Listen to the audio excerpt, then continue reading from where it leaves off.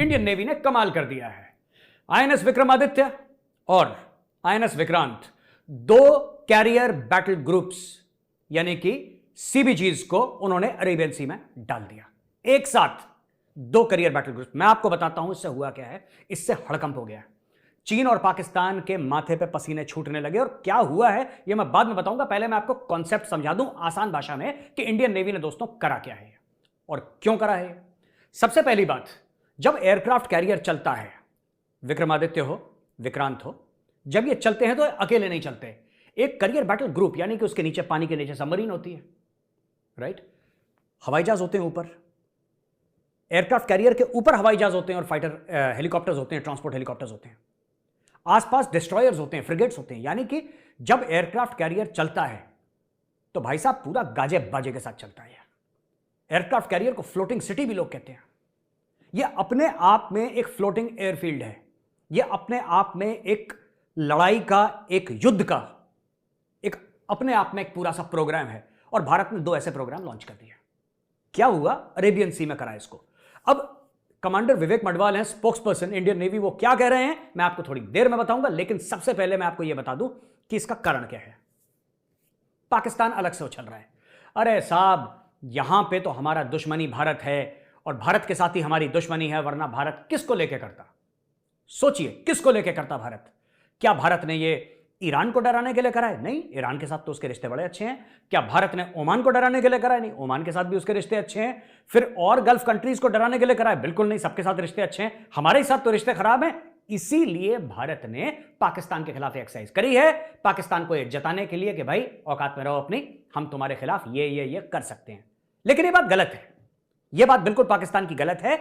ऐसा हुआ नहीं है। भारत को पाकिस्तान से कोई लेना देना नहीं है। पाकिस्तान वैसे ही लूला लंगड़ा यार, कमर टूटी, रीढ़ की हड्डी उसकी टूटी, व्हील चेयर में बैठा एक बंदा, क्या लड़ोगे उससे और क्यों लड़ना चाहोगे। यह है चीन के खिलाफ। अच्छा, आप भी सोच रहे होंगे कि साहब अरेबियन सी तो इधर है, चीन उधर है, इसका चीन से क्या लेना देना है। देखिए साहब, ये जो डिप्लॉयमेंट हुआ है इस वक्त, ये जो एक्सरसाइज हुई है अरेबियन सी में, ये पावर प्रोजेक्शन है। पावर प्रोजेक्शन क्या होता है? जब आप दुश्मन मुल्कों को और दोस्त मुल्कों को दोनों को यह बताते हैं कि ये हमारी कैपेबिलिटीज हैं, हम ये कर सकते हैं। यह भारत ने करके दिखाया है। अब इस सवाल का जवाब कि भाई साहब चीन तो कहीं और है, चीन आपके ईस्ट में है, आप वेस्ट में क्या गेम खेल रहे हैं? वेस्ट में ये गेम खेल रहे हैं साहब कि at a time Indian ocean region में, जिसको आईओआर कहते हैं, आप कभी भी इंडियन नेवी वालों से बात करिए, they talk about IOR, Indian ocean region, उनकी लैंग्वेज में ही आईओआर निकलता है। आईओआर और खासतौर से अरेबियन सी का जो एरिया है, उस पूरे एरिया में 8 से लेकर 10 जहाज चाइना के घूमते रहते हैं। और कहीं ना कहीं यह प्रेशर डालना चाइना के ऊपर जरूरी है कि हमारे पास भी कैपेबिलिटी है। ये पाकिस्तानी फ्री में उछल रहे हैं। जैसे पॉपकॉर्न को आपने देखा है, वो नहीं रेडी में वो उसके बड़े से कढ़ाई के अंदर रेत डाल के फिर वो कॉर्न डालता है, वो पॉपकॉर्न बन के उछलता है हवा में। ये पाकिस्तानी उछल रहे हैं। पाकिस्तान के पास ढंग की 4 फिशिंग बोट नहीं है यार। ये क्यों उछल रहे हैं कि हमारे खिलाफ, हमें पाकिस्तान के खिलाफ करने की जरूरत नहीं। ये जो एक्सरसाइज है ये चाइना को बताने के लिए कि भाई साहब ऐसा है, बी वेल प्रिपेयर्ड, हम लोग आ रहे हैं वहां पे और ये एरिया हमारा है।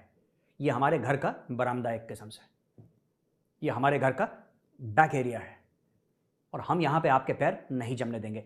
तो जो दुश्मन है, क्या पाकिस्तान के लिए मैसेजिंग है? बिल्कुल मैसेजिंग है, क्योंकि पाकिस्तान के पास गवादर पोर्ट है और वहां पे चाइनीज शिप्स आके डॉक करते हैं। तो क्या ये पाकिस्तान के लिए मैसेजिंग है? 100% मैसेजिंग है। लेकिन ये पाकिस्तान के खिलाफ नहीं है। ये खिलाफ नहीं है पाकिस्तान के, क्योंकि पाकिस्तान के पास नेवी है ही नहीं, ना के बराबर नेवी है पाकिस्तान की। If their ships can float, I will be surprised, forget about fighting. ठीक है, हैविंग सेड दैट, पाकिस्तान को पैसे मिल रहे हैं चाइना से अपनी नेवी डेवलप करने के लिए। किसके खिलाफ? इंडिया के खिलाफ। अब वही लॉजिक पाकिस्तान का, let's turn it on its head. दूसरी तरफ देखो भाई, पाकिस्तान अगर अपनी नेवी मजबूत कर रहा है तो किसके खिलाफ कर रहा है?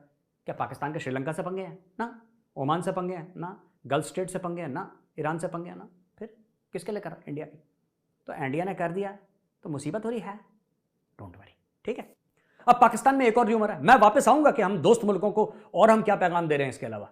लेकिन मैं आपको एक बात बताना चाहता हूं कि पाकिस्तान में यह भी डिस्कशन हो रहा है कि साहब 2024 में इलेक्शन है और नरेंद्र मोदी यह कहना चाहते हैं कि देखो, ध्यान रखना एक चीज का, मैं पाकिस्तान को टाइट कर सकता हूं, इसलिए तुम मुझे वोट दो। यार देखो सुनो, ये सब बचकानी बातें हैं, ये इमेच्योर बातें हैं। ये this is immature strategic thinking of Pakistan. ये स्ट्रेटेजिक थिंकिंग कहना भी इसको बहुत बड़ा गुनाह अजीम है। ये स्ट्रेटेजिक थिंकिंग नहीं है, टैक्टिकल से भी नीचे है ये। This is not even operational, this is not even tactical, ये कुछ और ही है, ये फर्श के नीचे वाली थिंकिंग है। मोदी को चुनाव जीतने के लिए एयरक्राफ्ट कैरियर लगाने की जरूरत नहीं, पहली चीज। और दूसरी चीज, ठीक है, कभी मक्खी को हथौड़े से नहीं मारा जाता। अगर दिखाना ही है पब्लिक को, सो मलाका स्ट्रेट में जाके ऐसे खड़े होंगे हमारे एयरक्राफ्ट कैरियर, वो होगा शो। मलाका स्ट्रेट में जाके खड़े हो गए विक्रमादित्य और विक्रांत, पूरा कैरियर ग्रुप खड़ा हो गया वहां पे, that will be a show. ये तो इसका मामला अलग है, दिस इज स्ट्रेटेजिक पोजिशनिंग, जो भारत दुनिया को दिखा रहा है, अपने दोस्तों को दिखा रहा है कि चिंता मत करो हम तुम्हारे साथ हैं, तुम्हें कोई खतरा होगा भारत वहां पे है। ये पोजिशनिंग है, ये बोला नहीं जाता, ये करके दिखाया जाता है। और पूरी दुनिया की नजर हमारे 2 कैरियर बैटल ग्रुप्स पे है कि ये भारत की कैपेबिलिटी है, भारत ने वहां पे लगा के देखिए, हाथ कंगन को फारसी किया और पढ़े लिखे को फारसी किया, भारत ने वहां पे खड़ा कर दिया। अब बताओ, चीन चुप है, चीन चुप है। चीन को लगा है सदमा बॉस, चीन को लगा है घंघोर सदमा, और चीन सदमे में कुछ बोल नहीं पा रहा इस वक्त। अब आएगा ग्लोबल टाइम्स में आर्टिकल, धीरे धीरे आएगा कि what India is doing is very dangerous and India should not do. मतलब बेटा तुम जो भी करो वो सब ठीक है, इंडिया ने कुछ कर दिया तो इनको कुरकुर होने लग जाती है। बात यह है कि अरेबियन सी में भी Chinese assets are now under threat. मैंने ग्वादर की बात बताई थी ना आपको, ग्वादर में पाकिस्तानियों का काम क्या है? पाकिस्तानी तो सिर्फ अपनी जमीन दी है, क्या ग्वादर मैनेज करना, ग्वादर जैसा पोर्ट चलाना, उसको इफेक्टिव करना, क्या पाकिस्तान के पास वो सलाहियत है? क्या पाकिस्तान के पास वो मैन पावर है, वो दिमाग है, वो पैसा है? Hat trick, duck, hat trick. पाकिस्तान में 0 पे आउट है पाकिस्तान, और तीनों चीजों पे फेल है, कर ही नहीं सकता चाइना की मदद के बिना। अगर कर सकता तो चाइना की मदद के बिना पहले से ग्वादर खुद अपने पैसे से बना लेता। ना पैसा है, ना दिमाग है, ना कैपेबिलिटी है, तीनों में पाकिस्तान 0 पे आउट, डक। तो दोस्तों ये कहने वाली बात है कि चाइना को सबसे पहले वहां पे थ्रेटन करना, अरेबियन सी में चाइना के ऊपर प्रेशर डालना। अब मैं आपको बताता हूं कि कमांडर विवेक मडवाल ने एग्जैक्टली बोला क्या है। ये इंडियन नेवी के स्पोक्सपर्सन है। इन्होंने बोला है कि this demonstration of naval prowess underscores India's commitment to safeguarding its national interests, maintaining regional stability and fostering cooperative partnership in the maritime domain। यानी कि ये जो डेमोन्स्ट्रेशन है नेवल ताकत का, ये जो हमारा जो नेवी की जो ताकत है, ये हमारे जो नेशनल इंटरेस्ट है, जो हमारे देश के इंटरेस्ट है, उनको सेफगार्ड करना, उनको बचा के रखना, रीजन में स्टेबिलिटी मेंटेन करना। देखिए बोला क्या है उन्होंने, इसके read between the lines, regional stability. Unstable कौन कर रहा है रीजन को? चाइना कर रहा है। पाकिस्तान की औकात है अनस्टेबल करने की? पाकिस्तान तो खुद ही अनस्टेबल रखा है। तो दोस्तों अब मैं आपको बताता हूं कि कमांडर विवेक मडवाल ने बोला क्या है। ये एक्चुअली जो डेमोन्स्ट्रेशन नेवल प्रॉवस है कि भारत क्या कर सकता है, राइट, भारत क्या कर सकता है। और इसके अलावा रीजनल स्टेबिलिटी, रीजन की पूरी स्टेबिलिटी, अरेबियन सी की स्टेबिलिटी है, इंडियन ओशन की स्टेबिलिटी है, इंडियन ओशन रीजन IOR की स्टेबिलिटी, ये भारत इसके लिए कमिटेड है, राइट। अब इसको अनस्टेबल कौन कर रहा है? पाकिस्तान तो कर नहीं रहा क्योंकि पाकिस्तान खुद ही अनस्टेबल है। इसको अनस्टेबल कर रहा है चाइना, ओके। और fostering cooperative partnership in the maritime domain, यानी कि जो हमारे दोस्त हैं उनको यह बताना कि भाई ये भाईचारे की बात है, आप फिक्र मत करिए, हम आपके साथ खड़े हुए हैं।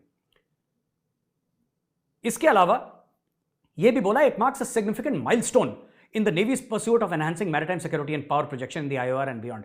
यानी कि इंडियन ओशन रीजन और उसके बाहर भी इंडियन नेवी का जो पावर प्रोजेक्शन है, ये उसके लिए एक बहुत बड़ा कदम है, ये कमांडर विवेक मडवाल ने बोला है। अच्छा, इसमें जो कैरियर बैटल ग्रुप्स थे, इसमें long range strike mission practice करे गए, इसमें इंडियन एयरफोर्स के राफेल भी शामिल थे और सुखोई 30 MKI फाइटर जेट्स भी शामिल थे। और इसके अंदर ये जो चाइना की, अब ये देखिए ना चाइना का एंगल कहां पे आता है, इसमें कई सारी चीज, सबमरीन्स वगैरह मैं बता चुका हूं आपको। देखिए चाइना है, चाइना के पास 3 एयरक्राफ्ट कैरियर है अभी, ठीक है, और चाइना बड़े बड़े एयरक्राफ्ट कैरियर बना रहा है, और चाइना का ये एम है कि आगे चल के 10 एयरक्राफ्ट कैरियर हो। हम भी अपना बना रहे हैं तीसरा, that is in the works. तो चाइना और भारत के बीच में एक रेस लग रही है, इसमें पाकिस्तान फालतू में बेगानी शादी अब्दुल्ला दीवाना, हाय हाय हम जीत गए, मैं तो जीत गई, ये पाकिस्तान नाच रहा है बीच में। लेकिन let me tell you, it's a very very serious matter. Pakistan does not have the money और the brains to fight India. ना दिमाग है ना पैसा है, तीसरी चीज तो मैटर करती नहीं लड़ाई में, ठीक है। वो जज्बे वाली कौम है, ये बात ठीक है, पर जज्बे में क्या करेगा पाकिस्तानी? अरेबियन सी में कूद के तैर के लड़ेगा विक्रांत से, सर मारेगा विक्रांत में? ये तो करेगा नहीं ना वो। तो फिर तो ये पाकिस्तान के लिए नहीं है। इसेंशियली क्या है कि this is a race, a clash between India and China that is happening in our borders. ये वो वाले बॉर्डर नहीं है गलवान वाले, ये दूसरे बॉर्डर्स हैं। मैं तो कह रहा हूं दोस्तों, कब से कह रहा हूं, निपटा दो इनको।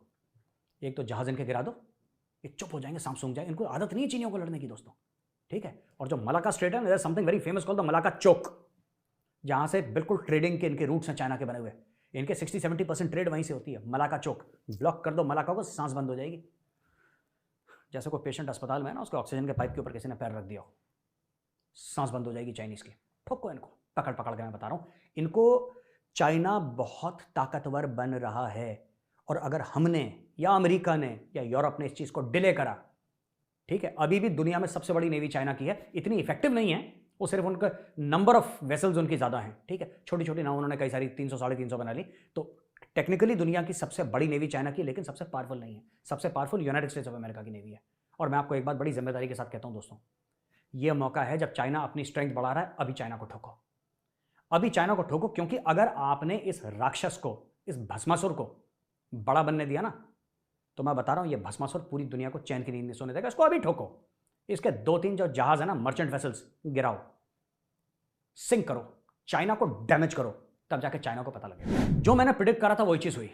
याद है हमने बात करी थी नेटो प्लस की, कि नेटो प्लस इंडिया को ऑफर करा गया है। अमेरिका ने बोला है कि ऑफर करा गया, नेटो प्लस में आपको देंगे। यानी कि एक तो नेटो है जिसमें सारे अमेरिका और यूरोप के मुल्क हैं, नॉर्थ अमेरिका और यूरोप के मुल्क हैं नेटो, और कुछ कंट्रीज हैं नेटो प्लस में, राइट। साउथ कोरिया हो गया उसमें, और उसमें इजराइल हो गया, उसमें शायद आई थिंक जापान, ऑस्ट्रेलिया भी है। तो ये सब जो नेटो प्लस